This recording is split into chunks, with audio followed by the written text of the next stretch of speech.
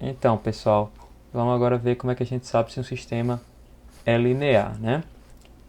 Então, geralmente, o que é que acontece? Quando a gente representa sistemas lineares, a gente consegue representar eles por equações diferenciais lineares, né? E se forem sistemas invariantes no tempo, eu acho que não vale a pena entrar muito no caso disso, sobre sistemas variantes no tempo e invariantes no tempo, mas a gente só vai trabalhar com invariantes no tempo, que é o caso mais simples. Essas equações lineares elas têm parâmetros fixos.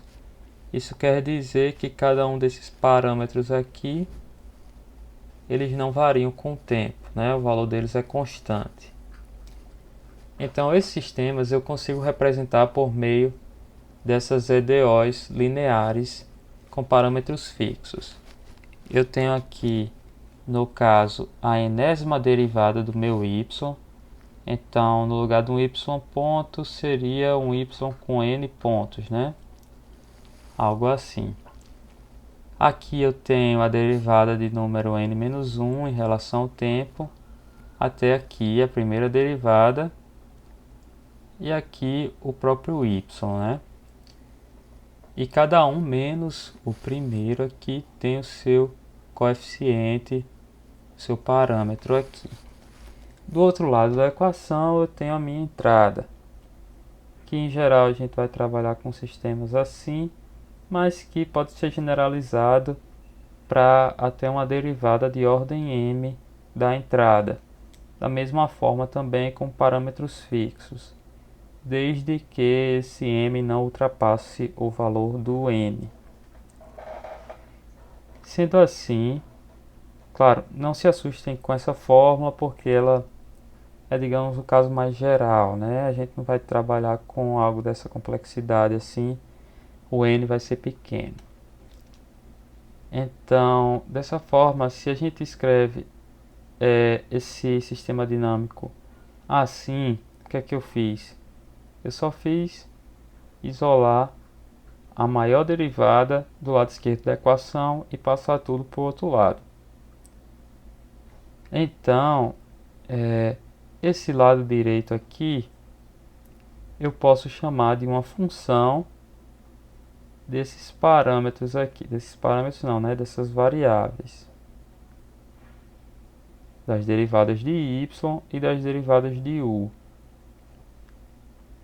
Então eu vou ter que a enésima derivada de y é uma função das derivadas anteriores e das derivadas de u. Ele estando descrito assim, eu sei que o sistema é linear, né, se minha função f for linear. Então a gente já viu como a função f é linear, pela aditividade e homogeneidade. Para um sistema é mais difícil de analisar, mas se a equação dele pudesse ser descrita assim e a equação e a função f resultante for linear, o sistema é linear. E aí, como observação, quando a gente considera o f para saber se ele é linear, a gente tem que tratar todas essas variáveis como sendo independentes. Ou seja, eu tenho um y e a derivada dele. Eu sei que existe uma correlação, uma relação entre esses dois. Mas para fins aí de saber se é linear ou não, eu trato esses dois como sendo independentes, né? Como se fosse aqui um x1, um xn, um xm e etc. Ou então x, y, z, w são variáveis independentes de qualquer forma. Outra coisa é que se aparecer um t explicitamente, por exemplo, algum desses parâmetros for uma função do tempo, o a1 for t, ou t ao quadrado, ou cosseno de t, a gente vai tratar isso como se fosse... não vai tratar como se fosse uma variável. Para fins de saber se a função é linear ou não, a gente não trata isso como se fosse uma variável. Trata como se fosse, como se essa função de t fosse algo como uma constante. Então, por que a gente se dá esse trabalho de linearizar um sistema no lugar de trabalhar com ele não linear? A questão é que um sistema linear ele traz muitas facilidades na sua análise. Beleza? Além disso, ele é susceptível a técnicas gerais. Então, eu tenho uma técnica geral que me permite analisar o sistema, que me permite estudar a estabilidade dele e que permite projetar um controlador, digamos assim. Quando eu trabalho com sistemas não lineares, o caso é diferente. Eu não tenho uma técnica geral que trate todos os sistemas, então tem que ser um estudo de caso a caso. E além disso, os sistemas não lineares, eles tendem a ser muito mais complexos. Beleza? Então, para o escopo dessa disciplina, o que é que a gente faz? Como a maioria dos sistemas físicos é não linear, a gente vai linearizar eles em torno de um ponto de operação e trabalhar com o sistema linear. Então, vamos lá. Como é que, primeiro, a gente já viu o que é uma função linear e agora a gente vai ver como é que a gente lineariza uma função.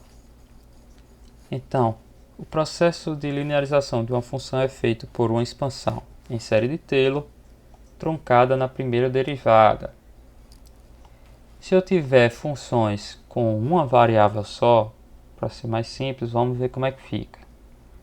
Primeiro, eu defino meu ponto de operação, né, que é para uma variável só, é só um valor de x, né? Pode ser aqui 2, 5. Então, por exemplo, se esse x for uma distância, né, 10 metros, algo desse tipo. Em seguida, eu realizo uma expansão em série de Taylor em torno do ponto de operação e, por fim, eu trunco essa série de Taylor na primeira derivada. O que é que eu quero dizer com isso? É que os termos seguintes eu não vou considerar. Então vamos lá. Quando eu expando minha série de Taylor, eu tenho meu f de x, ele vai ser igual ao f aplicado no ponto de operação, mais a primeira derivada aplicada também no ponto de operação, vezes x menos x asterisco, mais 1/2 da segunda derivada, e assim por diante, né? Aqui eu tenho a fórmula da enésima derivada e a série segue infinitamente. Vale ressaltar aqui, pessoal, que esse df dx é aplicado no x asterisco, então no final ele vai ser uma constante. Por exemplo, vamos supor que o meu f de x seja x ao quadrado. Quando eu fizer o df dx, vocês devem saber que o resultado vai dar 2x, né? Esses 2x, onde tiver x, eu vou trocar por x asterisco. Então, dos 2x, ele vai ficar 2x asterisco. Só que esse x asterisco, ele é um valor, ele não é uma variável. Beleza? Então, vamos supor que meu valor de x asterisco é 2 para esse caso. Então vai ficar 2 vezes x asterisco, que é igual a 2 vezes 2, que é igual a 4. Então isso aqui, no final, tem um valor de 4. Beleza? Então ele termina sendo uma constante. E aí, dando continuidade, o que é que eu vou fazer? Como eu disse, eu vou truncar essa série na primeira derivada. Isso quer dizer que eu só vou pegar daqui para cá. Daqui para cá eu vou cortar. E aí o que é que eu fico? Eu não tenho mais a função propriamente dita, eu tenho uma aproximação dela, né? Porque para ser igual mesmo, eu preciso pegar todos os coeficientes, né? Todas as derivadas, infinitamente. Mas aí como eu tirei uma parte, eu tenho uma aproximação dela. Então eu fico com o f de x asterisco mais esse termo aqui da primeira derivada. E isso eu chamo de uma função afim. Ela é afim porque a função afim é uma reta que não passa pela origem digamos assim, leva esse nome. E aí, como eu tenho esse termo aqui independente, essa reta não passa pela origem. É difícil de ver assim, mas vou mostrar num gráfico. Então vamos lá. Lembre-se que f afim aproxima bem f somente nas proximidades de x asterisco. Isso aí é uma condição da minha série de Taylor, né? Ela aproxima, se eu truncar ela vai aproximar bem a função somente nas proximidades do meu ponto de operação. E aí eu faço as seguintes definições. Eu vou chamar um ΔX de x menos x asterisco. Então minha variável é x menos o ponto de operação. E eu vou chamar um ΔF de ΔX. É outra função. Ele vai ser esse termo da derivada multiplicado pelo ΔX. Isso vai ser equivalente, né? Ou próximo, pelo menos, de eu pegar meu f de x menos o f de x asterisco, né? Então, se eu passar esse termo para cá, fica f de x menos f de x asterisco, aproximadamente isso aqui. E aí, por fim, a minha função linearizada eu escrevo como ΔF de ΔX igual a derivada aplicada no ponto de operação vezes o ΔX. Ou eu posso chamar ela de F-lin, né? De F linearizada. De ΔX vai ser a mesma coisa. Beleza, pessoal? Essa função ela vai aproximar bem a função f nas vizinhanças de ΔX igual a zero, que é o x próximo aí do ponto de operação, do x asterisco. E aí, reforçando o que eu disse, esse df dx é uma constante, então é equivalente de ter uma constante multiplicando um ΔX. Beleza? Fica linear por causa disso, porque é uma relação que passa pela origem aqui, como se fosse uma constante multiplicando x, né? Minha variável vai ser o ΔX e não mais o x. E aí, como eu disse, quando a gente trabalha com a função linearizada, a variável se torna ΔX e não x. Então vamos ver um gráfico disso para ver se a gente entende melhor. Ó, eu tenho aqui a minha função f de x, que é essa aqui na cor roxa. Tá vendo que ela não é uma reta, então ela é longe de ser linear, né? Pelo que está descrito aqui. Então o que é que acontece?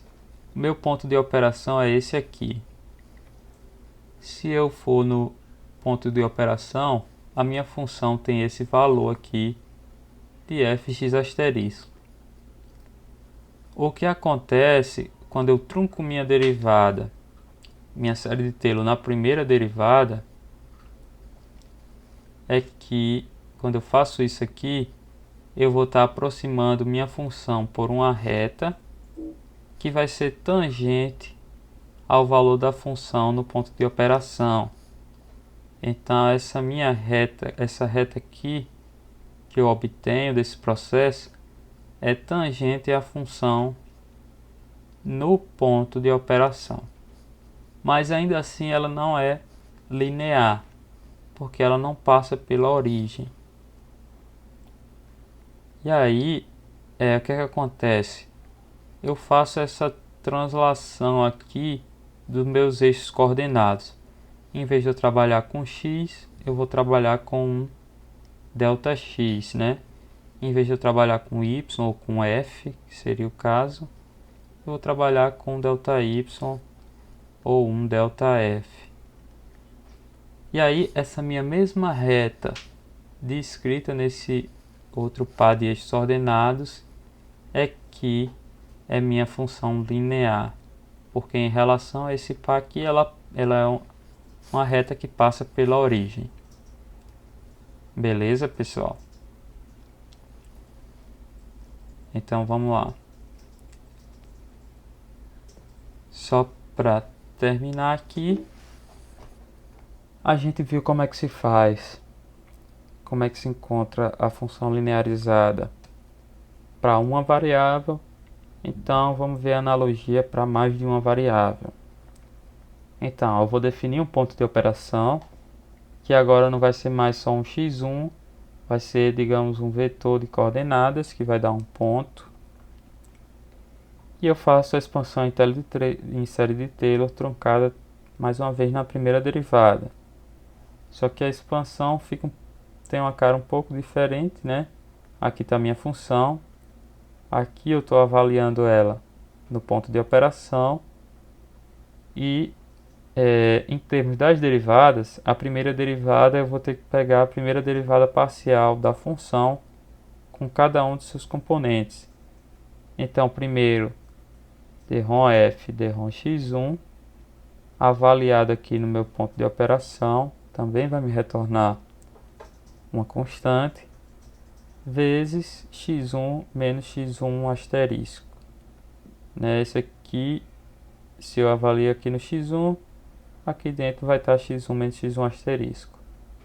Isso para todas as minhas variáveis, até por fim a variável n, que eu fico aqui com xn menos xn asterisco. E assim eu defino um ΔX para cada um das variáveis, então ΔX1 até ΔXn, e um ΔF, que é uma função de x1 de ΔX1 até ΔXn, que é a minha função linear, que contém todas as derivadas aqui. E vai ser um análogo com mais dimensões daquela imagem que a gente acabou de ver. Beleza, pessoal?